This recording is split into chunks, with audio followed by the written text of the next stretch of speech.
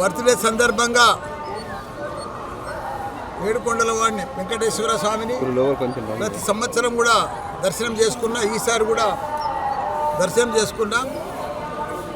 ప్రతిసారి కూడా నా బర్త్డేకి వచ్చి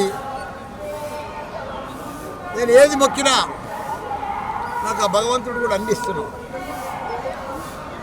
లాస్ట్ టైం బర్త్డే నాడు వచ్చిపోయినా నాకు యూనివర్సిటీలు కావాలని చెప్పిన భగవంతుడు పెద్దగా 3 డీమ్డ్ యూనివర్సిటీలు ఇచ్చి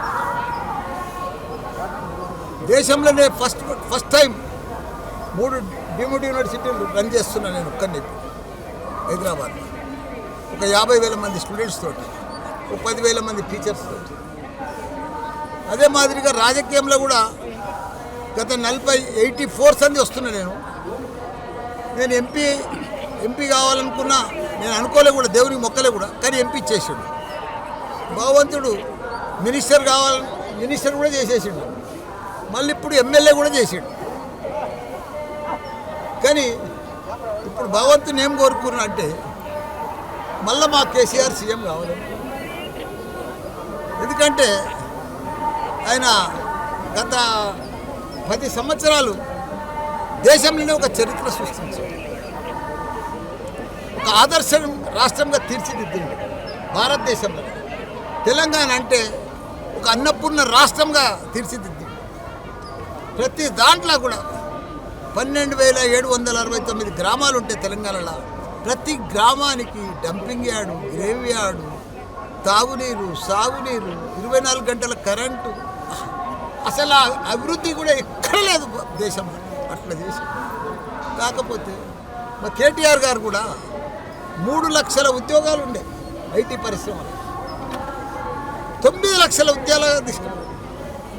ప్రపంచంలో ఉన్న మల్టీనేషనల్ కంపెనీలన్నీ కూడా మన హైదరాబాద్కి తీసుకొచ్చారు. ఒకనాడు ఐటీ అంటే బెంగళూరు ఉండే, దాన్ని కూడా బీడ్ చేసే పరిస్థితికి తీసుకొచ్చారు. రియల్ ఎస్టేట్ అయితే ఇండియాలోనే నెంబర్ 1 ఉండే. అలాంటిది ఇప్పుడు చూస్తే ఎంత ఆగమాగము. రియల్ ఎస్టేట్ లేదు, ఎక్కడ కూడా పరిస్థితి బాగలేదు. ఒకనాడు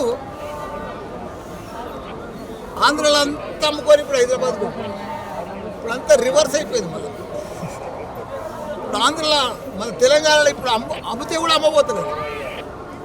ఇప్పుడు ఆంధ్ర అంతా కూడా చంద్రబాబు నాయుడు చాలా బాగా చేసేస్తారు.